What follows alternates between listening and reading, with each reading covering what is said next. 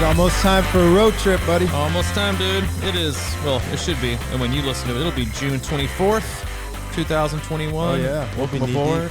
This is Crushing Iron Podcast. We are 489, inching ever so closely to episode 500. How do we do this? How we do what? How did we do this? This long streak. Listen, it's like we're the guys. We are the podcast equivalent of making it to Kona when we hit the 75, 79 age group, because we just hung around.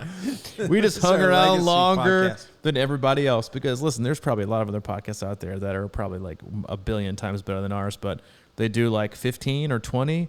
They get a bunch of 5-star reviews. They're rocking it. They go all in, and now and you see them, and you're like, wait, you haven't put out a podcast in like 4.5 years.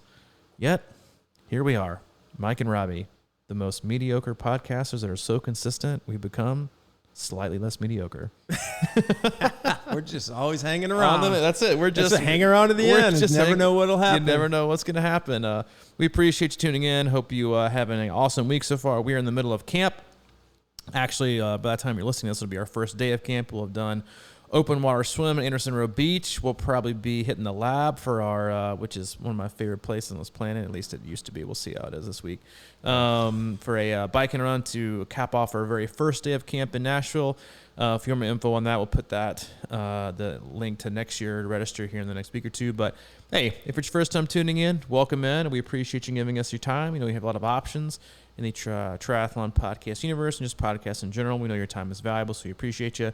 We cover it all. We cover swim, bike, run, in-depth training. We do race recaps, race previews. Sometimes, like today, even though I said I was on Tuesday, we were going to do athlete Q&A, which we kind of did. This is going to be 100% driven by our closed Facebook group, which is Crushing Iron Group. If you want to be a part of that, again, go on Facebook, search Crushing Iron Group, and we'll let you in after you answer one simple question. We'll be answering to the best of our ability and our time constraints as many questions as we possibly can. It's an awesome group, a lot of awesome people in there, so pop in. But Mike and I, as coaches, athletes, and best friends, just kind of sit back, relax, have an open, honest discussion about what we're going through, what you're going through. A lot of times we'll use our athletes and what they're going through as well to lead and drive kind of the topic of conversation. We did that on Tuesday as well. But that's it. We're not experts. We're not professionals. We've just been doing it for a long time. And we're still making mistakes, and we're still learning from them, but we've actually made a lot and learned, and now they're successful. So we hope to pass that along to you. We'll hopefully pass that along today. We try to answer some of these questions. Also, we have an Instagram feed. That's what they're calling it now, Instagram feed, which is C26_triathlon. Follow us on there. A lot of awesome things going on there. At least I assume so. That's what I hear. It's very lively. Also, you can get more info on our website about all the things we do, from coaching, camps, community. Under the coaches tab, club membership's still going strong. We have a lot of awesome coaches that have availability if you're looking for coaching. It's also, you're going to have about 3 weeks left to take advantage of our hub condo package, which is basically you get a hub visit here at our training center in Chattanooga. That includes swim analysis in our endless pool, bike fit and bike testing, run analysis and run form on our Woodway curved treadmill, and also run testing. And then you basically get to hang out with Mike for as long as he'll let you, while I sit in the office and probably work. We do that, and then you also go to dinner a lot. Yeah, I go to dinner a lot. Hit up State Confusion, and you never know. You also get a one-night stay included in that at our townhouse, which is like 30 feet down the way. 3 stories, awesome place. Beautiful. Yeah, it really is nice. And that's all for just $475. That special / I guess package is good through July 15th. You don't have to book it between now and July 15th and come in. You can just book it between now and July 15th for the future, all the way through 2022. So after that, we'll book them separately, and the price will go up some. And they're booking fast. Some analysis are booking up. We're like, it's hard, honestly, to find weekends between now and like October. So book that up. And if you have any questions about camps or coming to the hub or the hub condo package or booking a swim analysis with either Mike or anything in this pool, email summer@c26operations@gmail.com. Whew. One of my strongest opens. That was an 8.5, right? That is. Man. Yeah, I hope I'm not starting out too strong. I'm gonna wither away. Like, you don't want to come out of mile 1 and be like coming out of the gate hot and then just kind of wither away and die. I don't think you. No, I think I'm you're fine. I'm I think you're a good steady pacer. today. Do you have? You've been watching pacer. a lot of Formula One, so the pacing is. Oh, I've been watching a lot of swimming too. A lot of swimming. Good, good. Let's get right into the questions. We tried that last podcast, and we kept saying, we're going to get to your questions. And you know what? Formula we are. One, man. We are. Really We just curveball. said, hey, it ended up being one of my favorite podcasts we've done in a while. First question from one of our boys, Chris Sisk. Huh. Yeah. Here we go. Good old I can only imagine. I know, like, right? No, he actually asked a responsible question. Oh, he did. Yeah. His question was not, how do you have triplets and a newborn and sign up for 4 Ironman in a year? That was not his question. We love you, Chris. His question was, I've never done a race that has different transition sites. Any guidance, tips, or tricks on the first attempt at a dual transition site? Is this Ohio? My first thought was, I'm pretty sure Chris is doing Ohio. You and I have, I've done it. You've spectated it twice. Let me just break it down for you in a very simple way. It is incredibly easy for the athlete. Okay. For the spectator, for the spectator, it's an effing nightmare. Okay, like it is not like, and this is like, if you guys know Mike, like he is spectator, Sherpa, race day extraordinaire.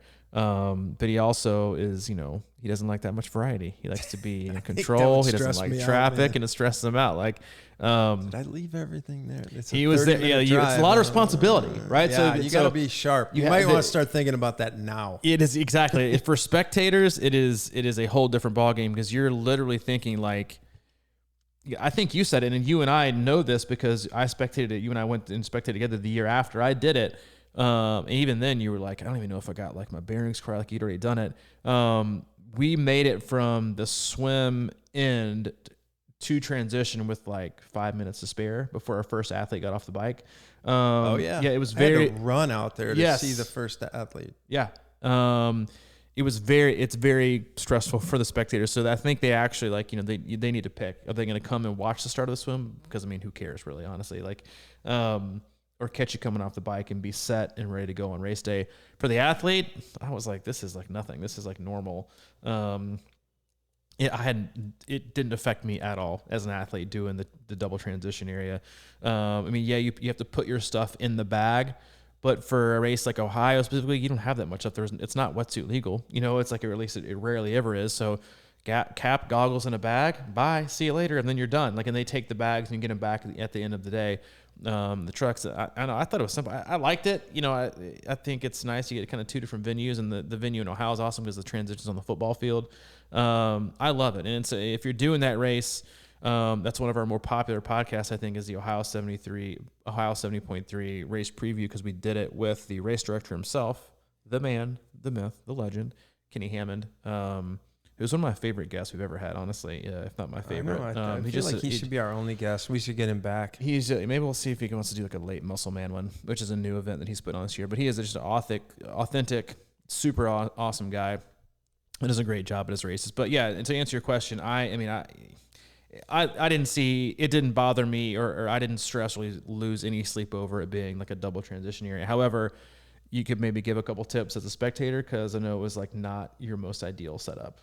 I really don't know. All I know is this year when I do go up there and you guys drop off your bikes, I'm immediately going to jump in the water and do some swimming, just pass time, because I feel yeah, smart man. Yeah, you're learning, you're adapting. Right. Yeah. Last time I was kind of walking around trying to figure out, just see you guys later and I'll be swimming, because that's probably you're probably a half hour or so getting that all together. Maybe not you, but like talking, because I know how you get to chatty. So I'll be out swimming, and then I'll just get in the truck and we'll drive back, Yeah, that's true. You know me, I'm super chatty on race day. Wait, no, I'm not. You don't. I'm okay. Yeah, yeah. I don't. You'll bring your bike out there the day before, right? There you go. Yeah. Bring your bike out there, and that's the only like inconvenience, right? Is like making a little extra trip. But other than that, it's like, dude, who cares? Like, get it done. And race morning, it's same thing. Like, it was, you go to the budget rental truck they usually have and get your stuff out of the gate, and really it all should be at a cap and goggles. And if you don't want to go, don't go. I thought it was fairly easy. Okay. Santa Rosa was the same way. And I think I thought they just did a race that was double spectator, not spectator friendly parking for that situation. We know the best parking, but we're not going to. We're definitely not telling you. We let people into that. Yeah, we're not telling anyone the best parking situation for that. We got bit, so we learned the hard way. Yeah, that's the only way you really learn in life. Yeah, that's right. So you're welcome for helping teach yourself a lesson. Lisa Prawn. Now that we Now that I'm having more open water training opportunities, I'd love some ideas about ways to structure my swims so they are more like workouts and not just me casually doing a lake mile, things to work on, and distances. It seems like there are a lot of affirmations and a couple, likes on that one. So good question, Lisa. That's a great question. It is a great question. I don't ever give out yardage in terms of like, in the pool, you're like, do 4x200s on 320 or, with a specific amount of rest, because let me be honest with you. Your watch in the open water is BS. It's not accurate. Okay. It is like the most inaccurate thing ever. So giving yardage, and the last thing you want athletes to do is like look at their watch every 50 strokes and think, because in open water, you always, like in this pool, you think you've gone for like 25 minutes. You're like, dude, I've done at least 400 yards. And you look at your watch and then you're like 137. Oh my God, this is gonna be like the longest day ever. So like, don't do by yardage. You can set alerts on your watch to go by time, right? Which I think is the greatest, because you can set, structure your workout in your watch, or just set your alarm off to go like maybe 4 minutes, warm up, easy for 4, and then 4 minutes, pick up the pace, and then 4 minutes easy, 4 minutes hard, 4 minutes easy. So you're getting like, kind of a fartlek kind of a workout in the open water. When I'm in open water, I always do strokes. That's my thing. I have what I call the, which I don't know if I've shared this before. I don't know. I have what I call the our athletes love to do. Most of them love to do our tried and true Swim-a-ghetti workout. Oh, the strokeometer. I have the strokeometer. I do the Swim-a-ghetti. We also have the mini-ghetti, which is a shorter version of that in the running. And we also have the biker-ghetti, but I have a swimmer-ghetti that I'll warm up easy for like 2 to 4 minutes, and then I'll do 10 strokes hard, 10 strokes easy, 20 strokes hard, 20 strokes easy. And I'll build on my way all the way up to 90, and then work my way back down the ladder. And it's very, very good for change of pace. It's good for endurance. It's good for make the time go by fast. And it's fun, right? And you can all count, right? Like I think it keeps you engaged, because listen, that is most people's number one problem when they get in the open water. That's like when athletes ask, like, can I substitute, one of your hard swims for an open water? I'm like, no, you can't. Like, if you really want to, that's fine. But if you can, add it on a Sunday, like as a recovery swim, because most people in the open water, they just kind of noodle around. They just kind of swim and float. Swim 50 yards, float. 100 yards, float. 400 yards, tread water for 5 minutes, talk to Ricky. Like, that's what people do when they swim over. They just like do that. Like, I did open water today. How much you get? I got in like 800. Like, well, you could have gone to the pool and got in like 36. Like, go to the pool next time. If you're going to go to the open water, use it, for, a recovery / just getting comfortable with it. So most people just waste their time and just kind of like noodle around, don't think about anything. So I think doing it by strokes is just great to kind of break it up. Again, it keeps you engaged and focused. And I think it's always good to work on change of pace in swimming, because a lot of athletes don't even have a change of pace. They have one speed, or max 2, slow and fast. Yeah, I like that Swim-a-ghetti idea.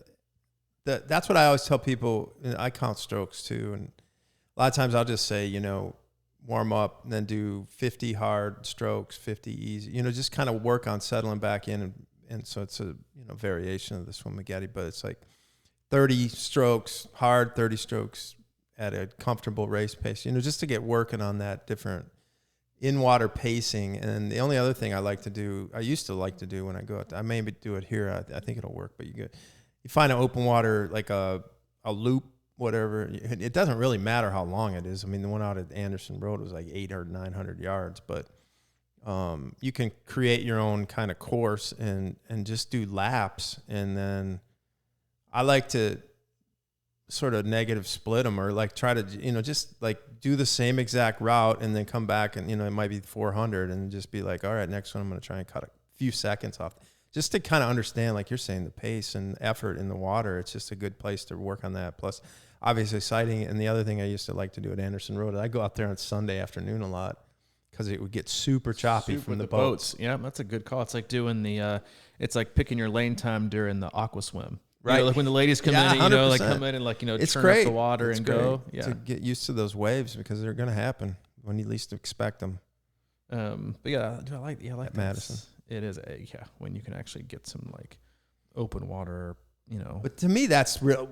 Open water workouts are a lot for most triathletes, I should say. It's like, get in there, just because you always hear it is like, man, I haven't swam in open water. I kind of was freaking out today. just, you got to get from, to me, it's like a familiarity. Like you're saying, just go do your recovery swims out there and just relax. It's just a big pool with no lines. That's all it is. I'd rather swim in open water than a pool any day of the week. What's the next one? I lost it here. Here he is. Daniel Barnes.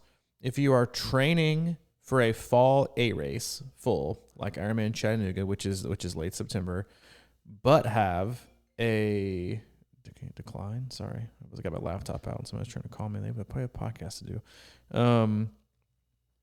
You have a June, July half. Should you taper for the half or just stick with the training plan for the full and change the days that work out for the half?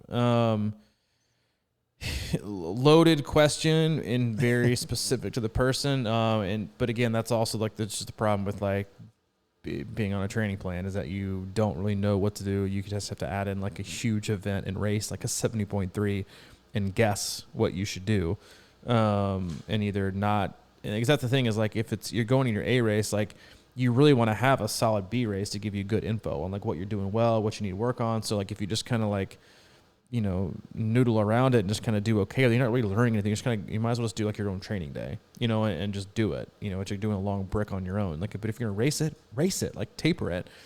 Tapers are also very relative to the amount of work that you've actually put in. Mm-hmm. There is no like you have to like I've got an athlete doing Coeur d'Alene this weekend, this Sunday, and he had a 5-hour ride last week. Like, because we figured out that's what works best for him is a short taper because his work schedule is so crazy that we never have like, you know, 3 solid weeks of training. It's so the taper is directly built around the amount of work you've actually done. You know, a lot of people think like, I need 2 weeks. Well, you haven't really done a lot of work. So do you really need 2 weeks to recover? Like, you know, but if it's in June, my goodness, like July, August, late September, you got 3 months. Taper into that bad boy and absolutely shred it. Like even if it's in mid to late July, you should be in good enough shape. Again, it's not just so much about the taper; it's the amount of recovery time you need after a race. If you're really, really, really fit to do it, in like you know Ironman shape, depending on kind of training plan you're working off of, like you should be really, really fit in order to just do like a 5 to 7 day taper. Go in, rip it, and then 3 or 4 days later, be right back to regular scheduled programming. That's what I was going to say. You know, it's like, but you don't want to just like, oh, but it's my B. I'm going to kind of go through the motions. And why even do it, right? Unless you're just practicing nutrition, go out in your backyard, save a couple bucks, do it on your own. But if you want to figure out, where you really are, taper it and absolutely shred it. Yeah, I think concur. I do concur. And I mean, did he say he had like 2 within 3 weeks or something? No, like just that? one. He's got like a 70.3 in June/July half. And then July. Should you taper for the half or just stick with the training plan for the full and change the days that work out for the half? Oh yeah. I always go back to my experience with that, which was that Lake Logan to Wisconsin. Good job. Nice. I know you. I think it was 4 weeks away, and that was my thing. I raced Lake Logan.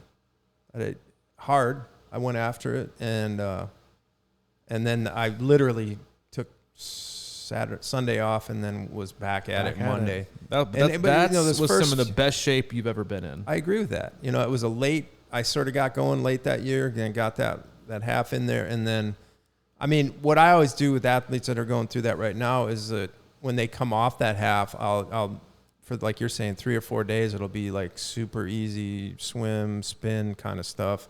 And then that next weekend has often been very big, at least just, endurance-wise and things like that, because I do think that, yeah, one of the things we often overlook, too, is I just felt like I got a really good fitness boost from doing that 70.3. And then to not really sort of jump on the back of that seems like a mistake. I think a lot of people do.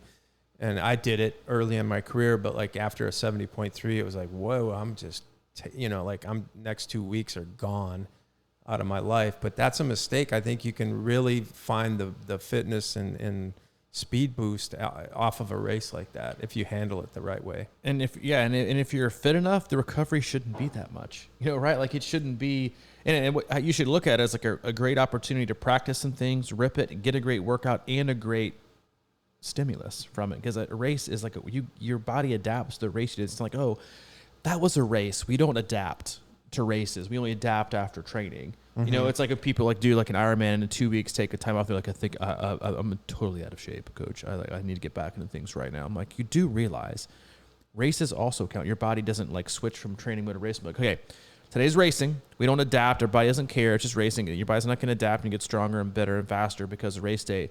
It's just a race. So you're going to get, no, it's a race. Your body, it's just a physical adaptation that happens. So, but no, I say rip it. Yeah, and I also say one quick thing after that. After an Ironman, like usually it's the choice or whatever, not do anything or rest or whatever. But like if you can, I feel like after an Ironman, my swim confidence level, even if I didn't have a good swim, just to go through that experience is really jacked up. So I like to spend that whole next week in the pool if possible. I think you can really improve your swim right off of that, like a full, just swimming a lot. It doesn't have to be super hard or anything like that, but just like get that confidence level. Get in the water. Really, really like flush see it out. Like crystallize it into your body as a swimmer. Cause a lot of us struggle with swimming, right? So good job. Good job. Good job. Amy Woods would love to hear your thoughts about racing races that end up being close to one another because of pandemic delays. I have Maine 70.3 in late August. 2 weeks later is 70.3 St. George World Championships. 3 weeks later, after that, I have the Boston Marathon. And 5 weeks after that, my first full Ironman in Arizona. I want to really race Maine and try to qualify for next year's Worlds and would love to re-qualify for Boston at Boston. What would your advice be to a 45-year-old athlete in my position? I'm super excited for all of these opportunities, but I won't hurt myself. Yeah. Amy, you need somebody to work on your scheduling. No, I know that, and a lot of those are like talking about that this morning. No, a lot of those they're backed up. I'll just tell you this. Obviously, I think St. George 70.3 World you should go there for just the experience. Right. If you're going to try and qualify for 2022 Worlds at Maine, obviously Maine's going to be your big ripper. And then I would just train through 70.3 World Championships. Your problem child here is the Boston Marathon. If you want to really, really race and run hard, I'm not sure what the qualifying time standards are for the 45-49 age group for women. But I'm sure it's no slouch. You're going to, because here's again, and Mike, you referenced this kind of a minute ago, is that it's not just the race itself you have to think about. If you really want to qualify at Boston run a really, really hard marathon, which in my opinion is one of the hardest marathons on your body because of just how the course is laid out.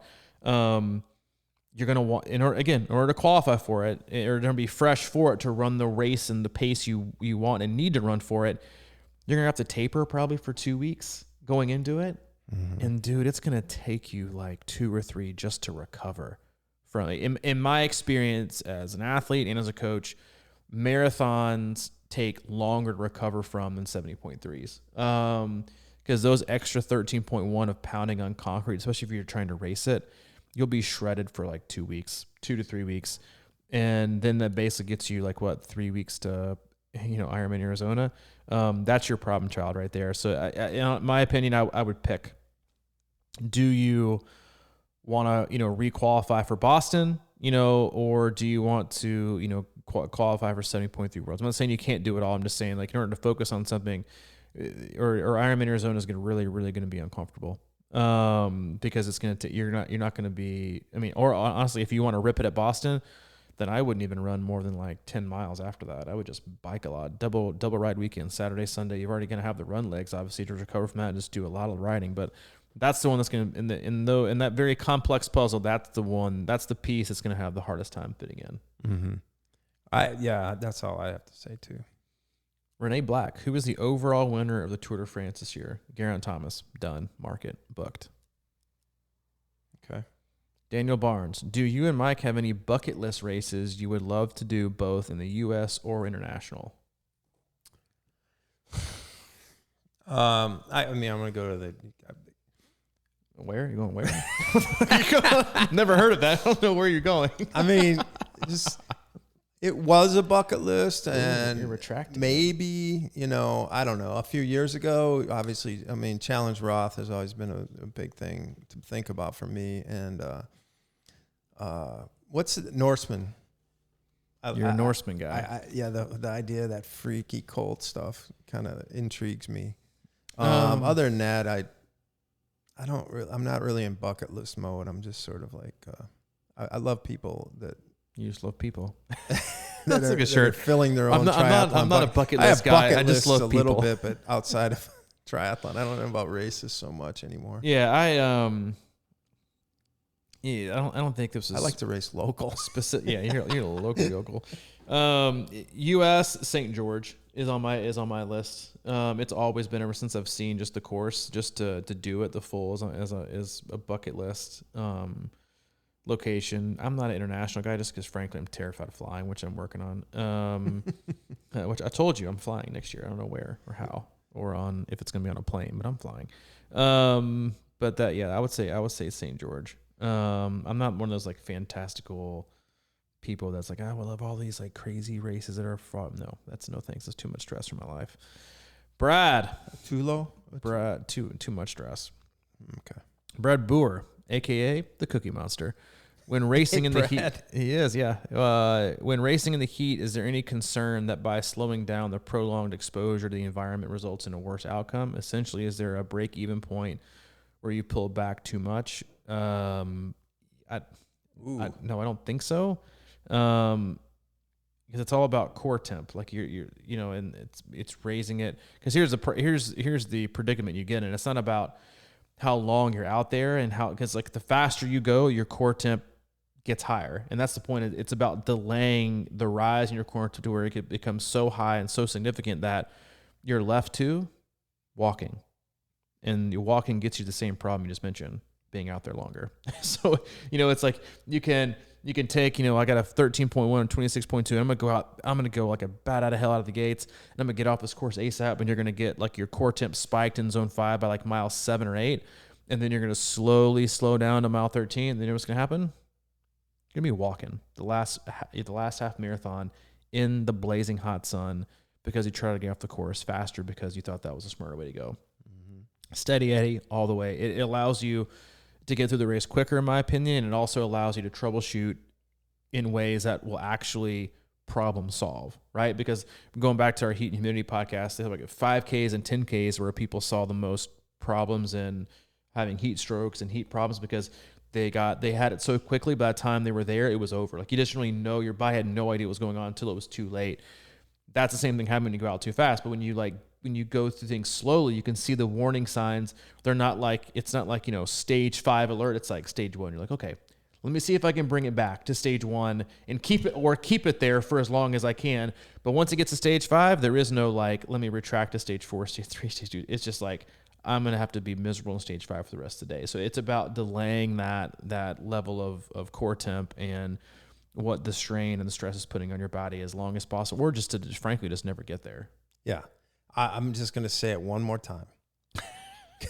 Come out of T2 under control. I mean, there's people around and waving at you, and you're going to be excited, and you're going to be like, your head's going to be going all over the place and spinning around and high-fiving, and then you're going to hit mile 1, and they're going to all be gone, and you're going to be out there going, Jesus, I'm hot.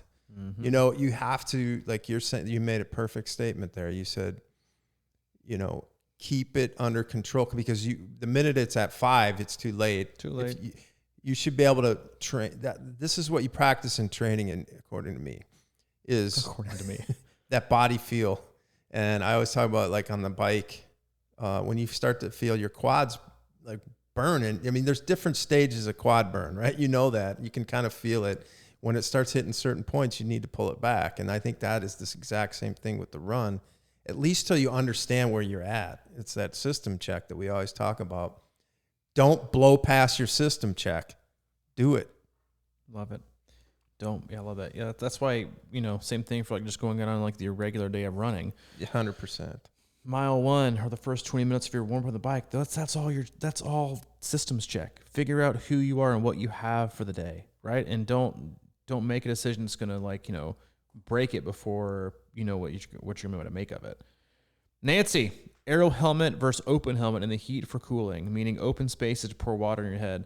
Nancy, I know what you're doing. You're doing Coeur d'Alene this weekend, and it's going to be hot. The legend of Chuck grows. One of our athletes, Chuck. Yeah. Bringing the heat. He is bringing everywhere he goes. The heat. And it is going to be in the hundreds for Coeur d'Alene. Jesus. And that course is going to be an absolute monster.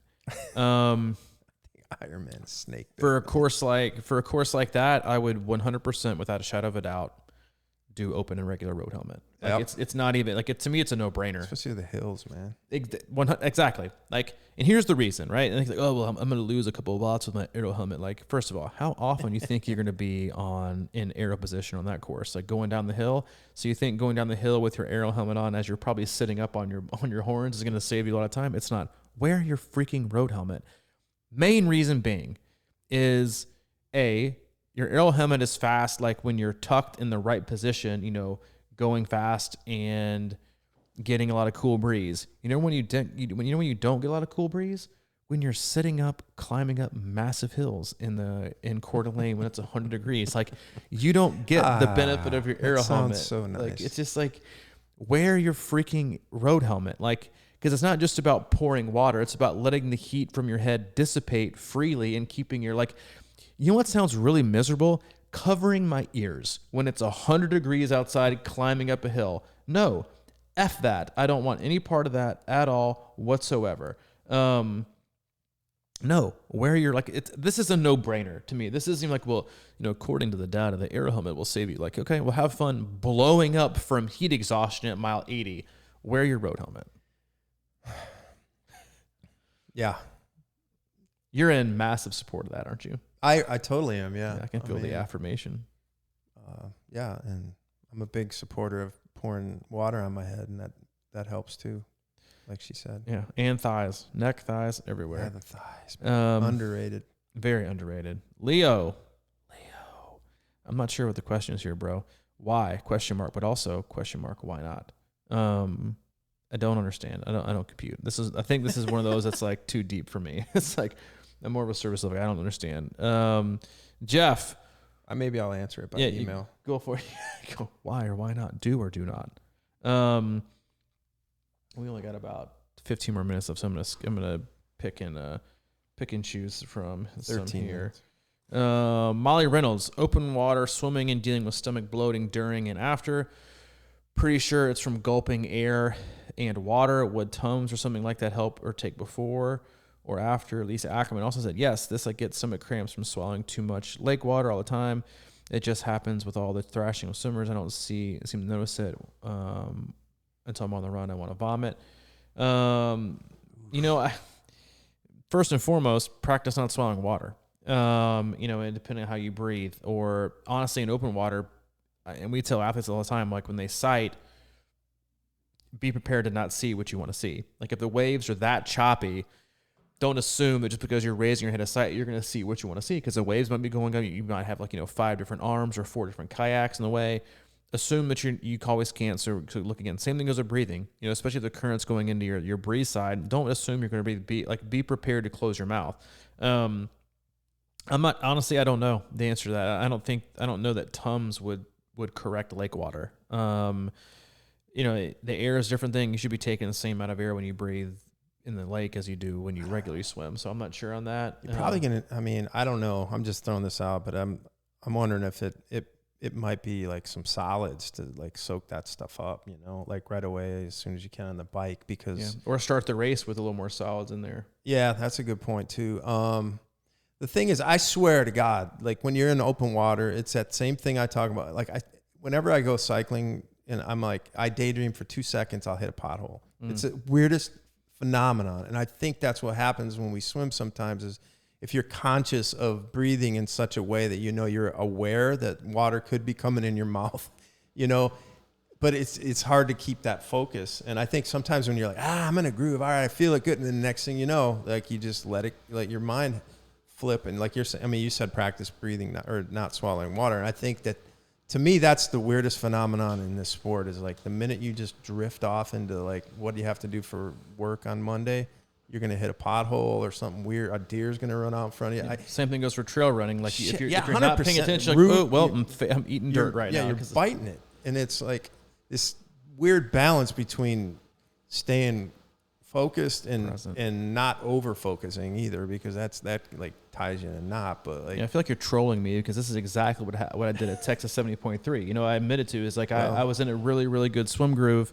and again, could have been the salmon, probably was, but I was in a really, really good swim groove, sighting weight, and I just kind of got, like you said, I drifted off. What am I going to do in the bike? What am I going to do here? And then it was choppy and very inconsistent waves, and all of a sudden I was like, took in more water than I ever have in a swim. And I'm just very comfortable with water.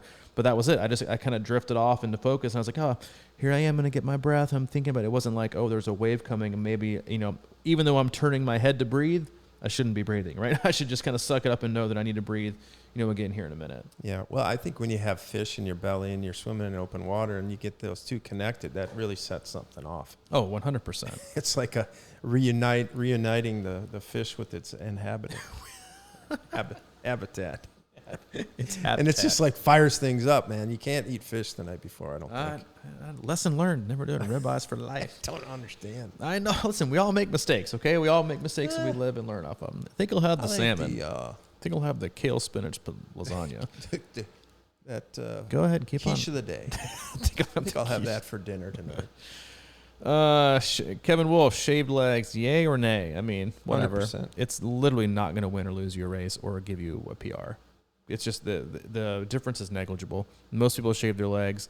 It makes them feel faster. For me, it makes me feel faster on the water than anything else. But also, if you wreck, it's easier to clean out the gravel. And it just looks good on the bike. It just looks good on the bike. I mean, yeah, but you've got like, you know, legendary calves and legs. You know, for some of us, we don't have those things. Chris Breeden, is it a good thing to be sprint Olys training year round, even if you only race 2 times a year? I'm a 50-year-old and I want to stay doing this till 65 or more. Thanks for all y'all do. I'll let you take this one because he's in more of your wheelhouse. Sprint and Olys training year round? Hell yeah. I mean, like, yeah. I mean, generally, I don't know that. I mean, if you're doing like 8 to 10 hours a week of training, the thing I would caution is the speed. Yeah. Like as I get older, it's like too much speed work. So I think that I would have a close eye on slowing down, you know, because there's, you know, I know when I'm doing sprints and Olys training plans and stuff like that, there's a lot more, you know, short bursty type stuff in there. But I think that, you know, that can wreak havoc. Although I think it's not bad to have that if your foundation is built for it, you know. But I think the, you know, hill, slower muscle building stuff is important as we get older too. That, you know, body weight type stuff. And so, but yeah, hell yeah. I think it's certainly better than running year round, I think, personally. What do you mean running year round? Well, I mean, just running. All I know is when I got 48, 49, when I started running, I was like, that's my way back into shape, right? I'm going to start running. And then triathlon sort of came to my life 4 or 5 months later. And thank God it did, because I felt like shit just running, like just starting at that age and whatnot. I mean, I love running, and it was a great piece of the puzzle, obviously. But the minute I started diversifying the workouts with swims and bikes, I just felt totally different. Diversify your trainfolio. Lisa Stevenson, my smart trainer, and again, we're kind of blazing through these and some of the ones that are just kind of coming to top of mind and things we can go on, and we'll finish the rest of these next week. Lisa Stevenson, my smart trainer has a power meter, and although I didn't intend to ever pay attention to power, I use it all the time now to gauge whether I'm slacking on the trainer or not working as hard as I know I can, pushing harder than I should depending on the ride. I feel it's helped me improve. Now I'm worried that I'll miss having that as a gauge during my race. Should I make the investment to buy a power meter that also works outside since it's been informative indoors? For reference, I have a kicker and kicker climb for indoor training. Okay. I have a huge problem with this as a coach. If you were going to buy a smart trainer and you don't have a power meter, stop. Delete out of your cart, erase, buy a effing power meter. Okay, here's the deal. You know when you can use a smart trainer? Only when you're training. You know where you can't use it? On race day. Okay? That's when you need it the most, is on race day. Plus, most smart trainers, and especially if you do like the climb and like the special fans they have, like they're more expensive than freaking power meters. So it's like you're choosing to only have, you're spending the same amount of money to have a special fancy trainer that, controls things for you, which again, I think just, makes you worse in my opinion. And to only have it during training and not on race day when you need it the most. So all the numbers on training do it mean nothing on race day because you can't work off the power because you don't have it.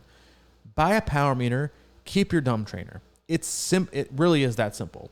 Buy a power meter, keep your dumb trainer. And the cost will either be a wash or you might even come out cheaper on the other side if you just buy a power meter. But guess what? You can use it every single day of your life. Not just inside, outside too. Buy a freaking power meter. Amen. Smart trainers are the most overrated piece of equipment in triathlon. I like dumb trainers. Yeah, they are great. One's never had a problem calibrating their dumb trainer. And it never, takes control of their workout and shifts gears for them. Who doesn't do that? Whoa, where are we going? What doesn't do that? Willy A dumb Wonka. trainer. What doesn't, make their gears so impossible to change if they can't do the workout? A dumb trainer. Love your dumb trainer, okay? Like, seriously, a smart trainer is 100% the most overrated piece of equipment to buy in triathlon. It is the brick workout of gear. Anyway. Smart trainers taking a beating today. Should. So freaking like. Hey, this might be a good time to pitch our Wahoo over sponsorship. No, I know. I was gonna say the paddles. What's that company again? Smart Maker. Yeah, Stroke Maker. Stroke Maker missed the boat, dude. They could have been a sponsor early on, and they just missed the boat. Yeah. Missed it. But if you're out there, crushingiron@gmail.com. Maybe we can still work something because we still push your paddles. Yeah, because they're great if you take the wrist cord off. Give me a freaking there it goes again. That's not how they're intended to be used, so we don't. Well, you know what? That's how greater things happen in life. That's not how it's supposed to be used. Yet then you create something great, like without. Yeah, it's called modification. It's just Seriously, like a motorcycle. Just because you didn't think of it doesn't mean it's not better. It's like an old. Tanya, I love my cycling. We'll end it on this one. Tanya, I love my cycling group, but am I really getting better riding 3 days a week with a group? Totally relative. It depends on how hard because listen, more than likely, there's only one person in the group whose workout it's great for. Everybody else is doing the other person's workout. That's just kind of how it is. Having said that, if you want to ride easy on your own, and then go to a group ride and smash it, then make that your workout of the week or your really hard one of the week, then go for it. Or vice versa. If you want to do your indoor rides and just smash them during the week, on the weekend do your group ride, do it. But 3 days a week, it's like the people who, hey, I'm doing run club this weekend. I'm gonna run 8:30s. Oh, me too. Really? All 19 of y'all who live in a 4-mile radius just happen to be in the 8:30s. No, it doesn't work like that, because that means one person, Jill, that lives down at 1304, she's the one who's running the easy 8:30 pace. The rest of you are either going to be running, which you can't run too slow. Most of you are going to be running 8:30s and be like your zone 3, zone 4 pace. And they'd be like, oh, well, Tammy did not talk a lot today. I wonder if she's okay. I wonder if I did something to make her mad. I'm like, no, she couldn't breathe. Okay. Because 8:30s is her zone 5. But that's how run groups, that's also the same as cycling, especially if you're riding with dudes. Like, yeah, it's no drop day. We're just going to cruise. Then one guy's had a bad day at work and ends up just smashing it. And it's like full FTP for 30 minutes and drops everyone. Then you're trying to pick it up and you're trying to pick it up. So no, I wouldn't say doing all 3 days a week. Is it, but here's the thing. Is it ideal? No, it's not ideal, right? To get you to where you probably want to be from a cycling or triathlon standpoint. Having said that, if it gets you on your bike 3 days a week versus 1 or 2, then I'm 100% for it. I like that. Because it's all about that's just coaching. It's like, okay, you hate riding your trainer, but you want to do this, then go do what's going to go do you more. So if it's going to get you out the door more often, then 100% do it. If it's going to make you happier, then go do it. Because if you do it more and it makes you happy, what you're also going to do? Do it longer. And then the longer you do it, the better you'll get. But also, you might find these times like, what? I've gotten good for I kind of see the benefit of doing this. So I'm willing to put in some of the work I don't really like to do, so I can keep getting better at the rate that I'm getting better. So I'm totally okay with that. Yeah, it's like the pull buoy of. It is 100%. What keeps you getting back to the pool? Yeah, I like that. I mean, I don't know. It's so dependent on who's cycling and whatever. But if they're better, if that's always good. Try and hang with them a little bit once a week. Mm-hmm. You know, you always get better around faster people or things like that. So, but I like that. Yeah, if and it listen, helps you get on your bike, man. Yeah, and especially if it helps you get on your bike outside. I'm never gonna be like, oh, well, riding outside in a group is not bad for you. It's like teaches you handling skills and pacing and, you know, surging, and like I'm all for it. Like, do that. You know, it's not on Zwift where it's pretend. This has been a 45-minute tempo podcast. Like, I've been in zone 3 the whole time, or at least I have. We love you. We appreciate you, as always, tuning in. If you want to know more about all the things that we do, coaching, camps, community, our club membership, anything and everything, the hub, the condo, some analysis, it's all there. It's on our website, c26triathlon.com. If you don't have any questions about those, especially hub visits, some analysis, and the condo or camps, you can reach out to Summer at c26operations@gmail.com. If you have any questions specifically for Mike and I about coaching, you can reach out at mikecrushingiron@gmail.com, or you can hit me up at c26coach@gmail.com. That's all I got. Hit me on the hip. All right.